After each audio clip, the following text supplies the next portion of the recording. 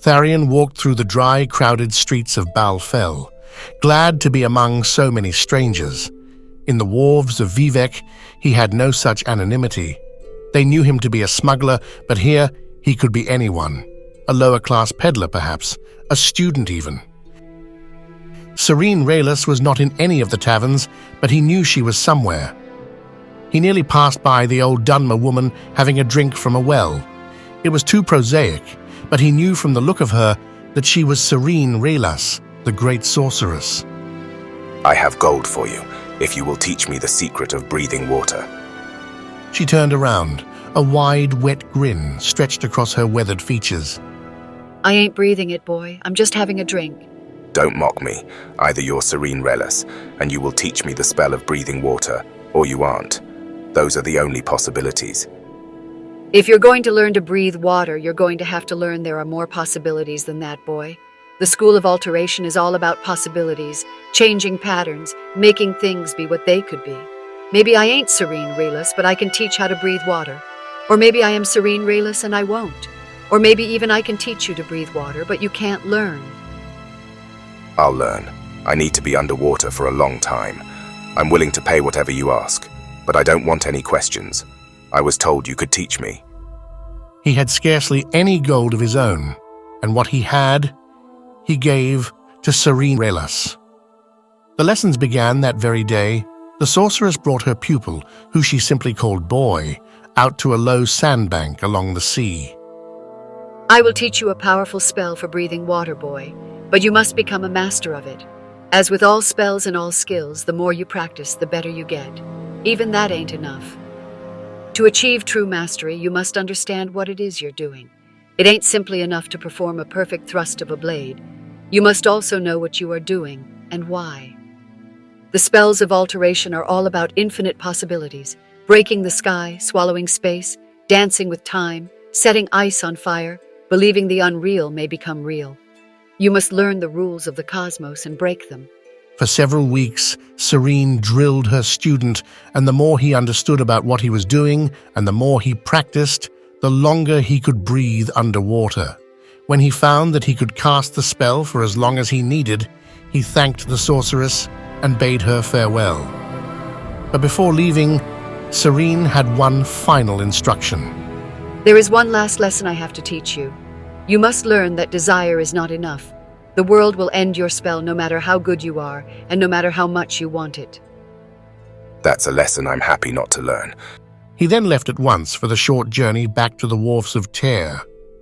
Tharion's mates were still looking out for the smuggler ship Morrowind, but they had given up hope of ever seeing it. He knew they would not. He saw it sink in the bay weeks ago. On a moonless night, he cast his spell and dove into the thrashing purple waves. He kept his mind on the world of possibilities, that books could sing, that green was blue, that water was air, that every stroke and kick brought him closer to a sunken ship filled with treasure. He felt magic surge all around him as he pushed his way deeper down.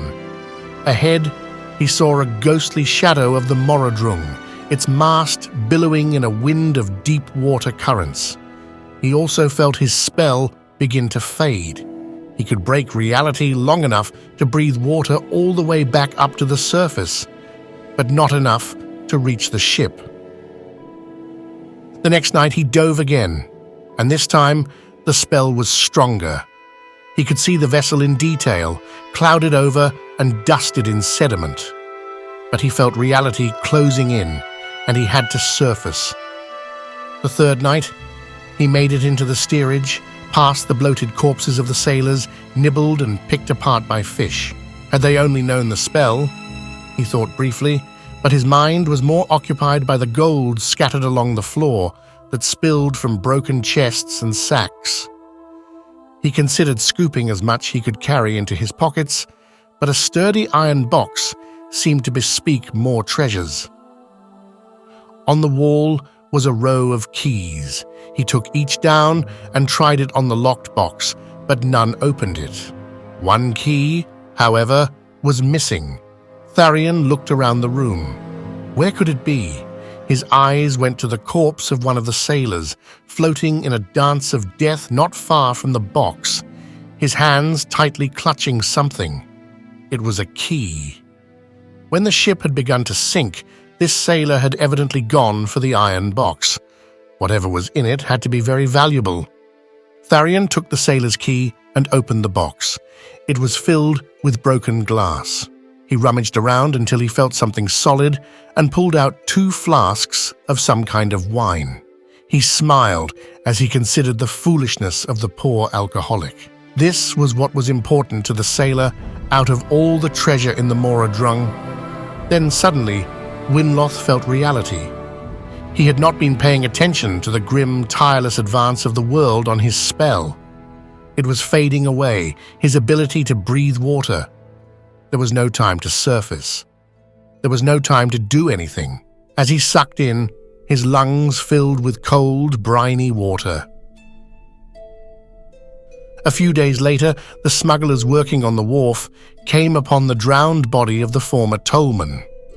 Finding a body in the water in Tear was not in itself noteworthy, but the subject that they discussed over many bottles of Flynn was how it could happen that he drowned with 2 potions of water breathing in his hands.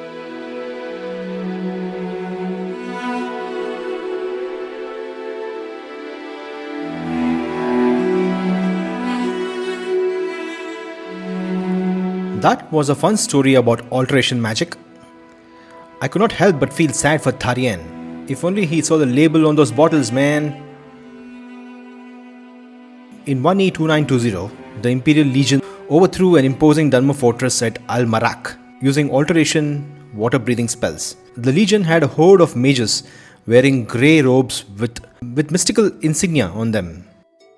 Lord Vivek was not happy listening to this news. "You fool," roared Vivek.